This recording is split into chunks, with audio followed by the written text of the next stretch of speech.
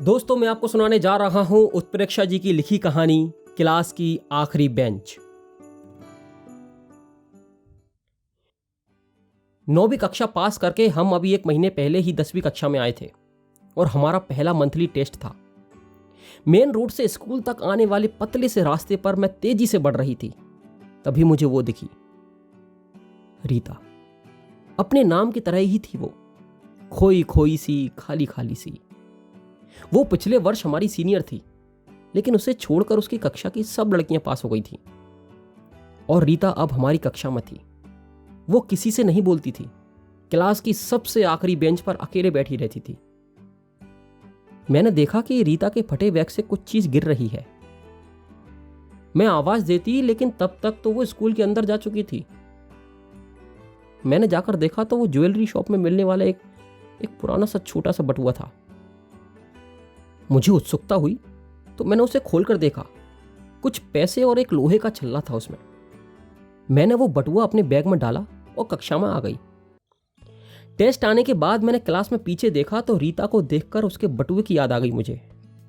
मैं उसे बुलाने वाली थी, लेकिन तभी मुझे शरारत सूझ गई, क्योंकि मैं जितनी पढ़ने में होशियार थी उतनी ही शरारती भी थी। तो मैंने अपनी खास सहेलियों तोशी और काजल को बुलाकर एक प्लान बनाया। मैंने काजल को वो बटुआ लेकर स्कूल के पीछे वाले बरगद के पास भेज दिया और मैं और तोशी जाकर रीता की आगे वाली सीट पर बैठ गए। और मैं तोशी का हाथ पकड़कर उसे भूत, भविष्य और वर्तमान सब बताने लगी और तोशी भी हैरान होने की जबरदस्त एक्टिंग करने लगी। फिर मैंने रीता से कहा कि लाओ मैं तुम्हारा हाथ देख देती हूं। और फिर बड़े नाटकीय ढंग से मैंने रीता को उसके पैसे या कोई लोहे की चीज खोने की बात बताई, जो रीता की बैग चेक करने के बाद सही साबित हुई। उपाय स्वरूप मैंने उसे बरगद के पेड़ के दर्शन करने को कहा। वो स्कूल के पीछे वाले बरगद की तरफ गई और काजल उसे देखकर बटुआ वहीं रखकर छिप गई। रीता वहां अपना बटुआ पाकर हैरान रह गई। वो जब तक वापस आई दूसरा पीरियड चालू हो चुका था। पीरियड खत्म होने तक हम भी उस बात को भूल गए थे। छुट्टी में गेट पार करते हुए मुझे लगा कि कोई मेरा तेजी से पीछा कर रहा है। कोई तो है जो मेरे पीछे पीछे आ रहा है। देखा तो वो रीता थी। वो जल्दी से मेरे पास आकर बोली, शैली, 15 दिन पहले मेरी भाभी ने मुझे पायल दी थी जुड़वाने के लिए। पता नहीं मैंने कहां रख दी। प्लीज मेरी हेल्प करना। अगर नहीं मिली तो। कहकर वो रुआंसी हो गई। मुझे दया आ गई उस पर। मैंने सोचा कि अभी अगर इसे अपने मजाक के बारे में बता दिया तो और दुखी हो जाएगी। मैंने कहा, घर जाओ, हाथ मुंह धोकर आराम से ढूंढना, आज मिल जाएगी पायल तुम्हें। अगले दिन क्लास में घुसते ही मुझे वो अपनी बेंच पर दिख गई। मुझे देखकर वो हल्के से मुस्कुराई। आज पहली बार मैंने उसे मुस्कुराते हुए देखा था। लंच में वो मेरे पास आई और उसने बताया कि मेरा बताया उपाय करने पर उसे पायल मिल गई। अब मुझे लगा कि ये मजाक बहुत बढ़ रहा है और मुझे उसे सब बता देना चाहिए। तब तक वो खुद ही बोल पड़ी, शैली, तुम तो हमेशा अच्छे नंबर लाती हो, क्या इसका भी कोई उपाय है क्या? मेरे भैया ने कहा है कि अगर इस बार मैं 10वीं पास नहीं कर पाई तो वो मेरी पढ़ाई छुड़वा देंगे। 4 दिन बाद अंग्रेजी का टेस्ट है। मुझे अंग्रेजी बिल्कुल नहीं आती शैली। मैंने गंभीर होकर कहा, इसका हल तो सिर्फ पढ़ाई है। वो उदास होकर बोली, मेरे जैसे बुद्धू बच्चे कैसे पढ़ सकते हैं? मैं जानती हूं कि मैं पास नहीं हो सकती। कहकर वो पलटकर जाने लगी। मुझे जाने क्या हुआ, मैंने आगे बढ़कर उसका हाथ पकड़ा और गौर से देखकर कहा, नहीं रीता, इस बार तो तुम पास हो जाओगी अंग्रेजी में। वो कुछ बोली नहीं, बस उसकी आंखें चमकने लगीं। उस रात मैं सोचती रही कि मैंने सही किया या गलत। आखिर मैंने झूठ बोला था। फिर मैं ये इरादा करके सो गई कि कल सुबह उसे सब बता दूंगी। अगले दिन जब मैं स्कूल पहुंची तो रीता अपनी खास जगह पर नहीं थी। मेरी नजर खिड़की के बाहर गई तो मैं हैरान रह गई। रीता स्कूल के गार्डन के कोने में टहल टहल कर कुछ याद कर रही थी। पहली बार आज मैंने उसे पढ़ते देखा था और मैंने मन ही मन उसे टेस्ट तक कुछ भी न बताने का इरादा कर लिया था। टेस्ट खत्म हो गए थे और आज सभी टेस्ट की कॉपियां दिखाई जा रही थीं। मैं अपने अच्छे नंबरों को देखकर बहुत खुश हो रही थी। तभी रीता मेरे पास आई और एक कॉपी मेरे आगे रख दी। वो उसके अंग्रेजी की कॉपी थी।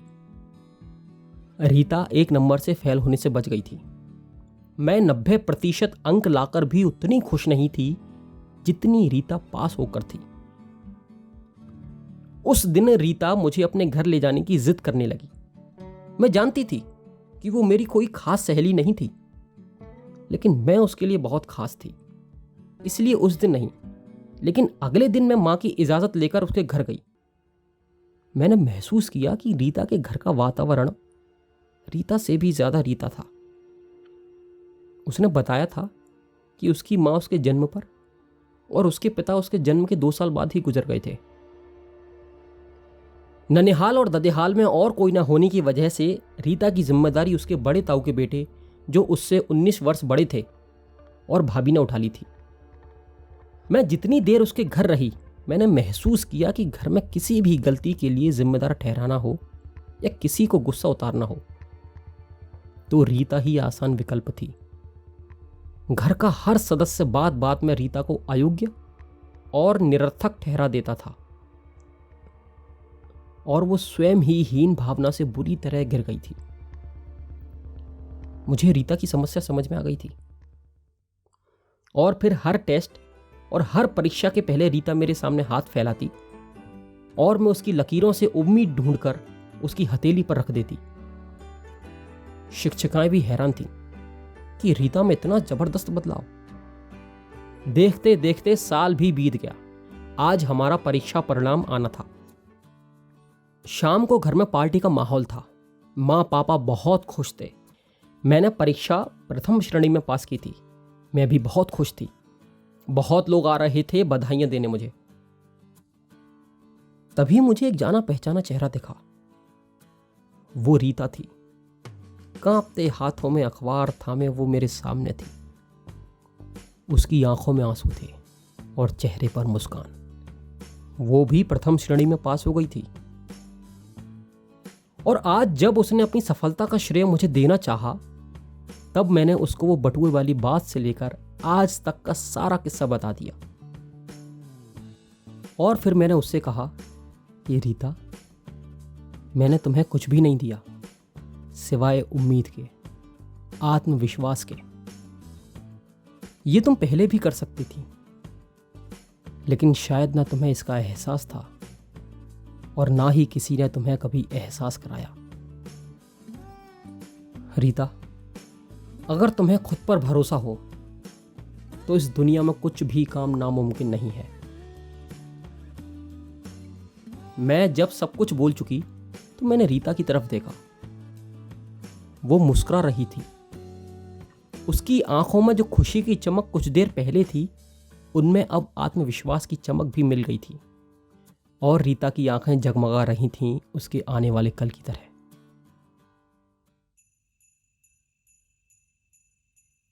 दोस्तों, ये थी उत्प्रेक्षा जी की लिखी कहानी क्लास की आखिरी बेंच।